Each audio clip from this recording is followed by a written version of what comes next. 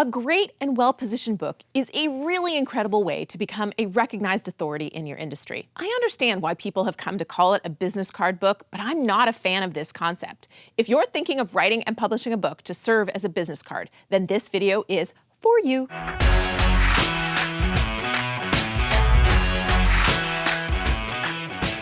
Hey, I'm Julie the Book Broad with Book Launchers, your fabulous professional self-publishing team helping you write, publish, and sell nonfiction books that grow your business and make you money. I was chatting with a really nice fellow I was lightly acquainted with from my real estate investing days. He was interested in hiring book launchers to help him write, publish, and sell a book to help him with his real estate business leads. As we were chatting about his goals for his book, he said, "Oh, I really just want a business card book, you know, something to hand out to people so they know I'm an expert." Here's what I wanted to say. Everyone can have a business card, and not everyone should write a book, no matter what you've been told. A good book is 1,000 times better than a business card if you do it right. And if you think of your book as just a business card book, it probably will end up being crap.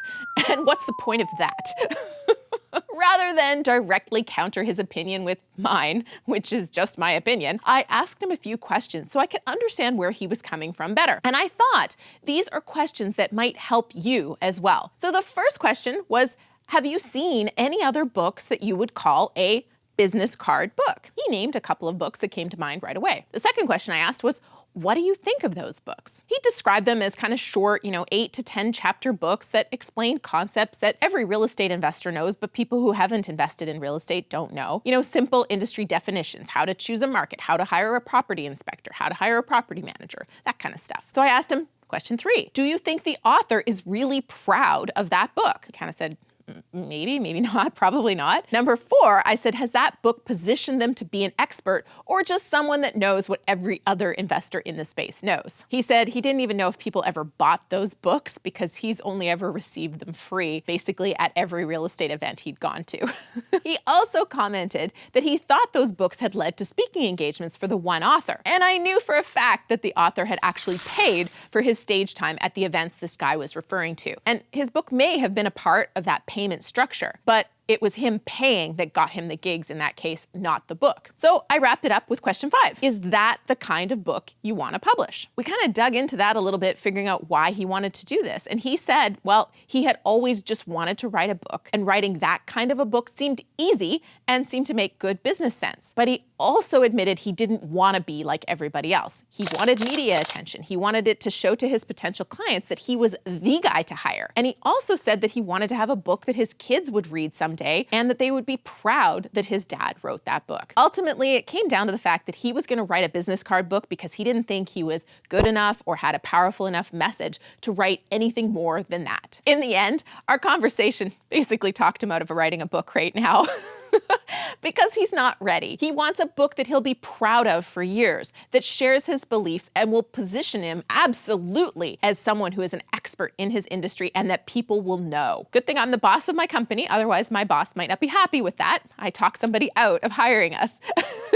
At least right now, because he needs to do a little bit more digging as to what is his core message and why he really wants to write a book. But here's where I think I won. When he does feel ready, when he believes he has a message that should be shared, and he starts to believe in his own value, he will come to us and we'll help him create an amazing book that will stand out in the marketplace. Because we could have helped him create a book right now, but it would have been boring and largely a regurgitation of all the same things that every other real estate book has in them. And maybe it would have benefited his business a little bit, but it's probably not something that would have had a massive impact. A business card book is something anyone could write. And if anyone can write a business card book, why should you invest time, money, and energy into writing something that anyone in your industry could write? Now, some people might argue, well, you need one because everyone else has one in your industry. And those same people probably have a perfect package to help you do it in a weekend or in 90 days.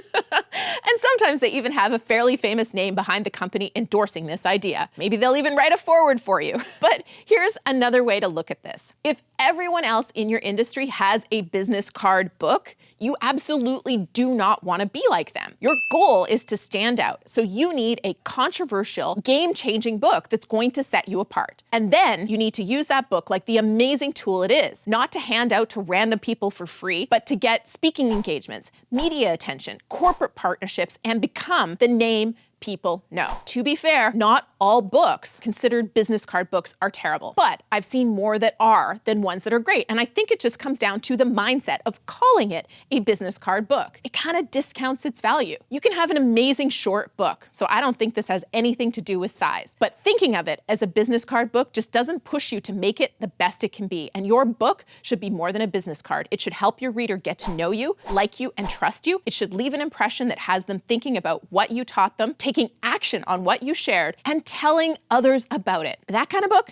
takes a lot more time to write, edit, and publish, and it's definitely more painful than a business card book regurgitates common knowledge, but that is what makes it more valuable. You're not getting a six-pack without reducing your intake of calories and doing some push-ups and heart-raising cardio, and that's not exactly fun. It takes a commitment to your greater goal, and so does producing a book that you'll be proud of for years. Here's my guarantee, though. If you take a little more time and invest a little bit more to produce a great book, you'll never regret that you did it. If you cut corners and don't endure an emotional struggle to spit out a business card book, you quite likely will regret it, and it's quite possible you won't be proud of it after a few years. So the choice is yours, of course, but if you want to create a business card book, do not complete the application form below. booklaunchers.com/application. We only want to help authors committed to creating a great book they'll be proud to hand to anyone for years. And that takes time and a team of incredible experts working with you to help you write, publish, and promote that book. But now, I'm curious, what do you think of business card books? Am I just jaded after seeing too many people totally ripped off by these 10-chapter crap books that were done in a weekend? Have you created a great business card book? Share it below. Be nice,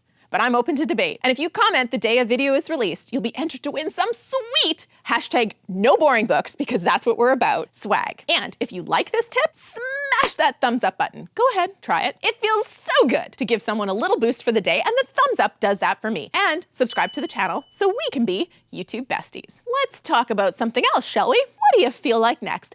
Maybe this video on how to start your chapters to engage your readers. Seriously important stuff that not enough people talk about. Or this lively tip that just came out. Go ahead, click it, and we can keep this conversation going. I'm waiting for you.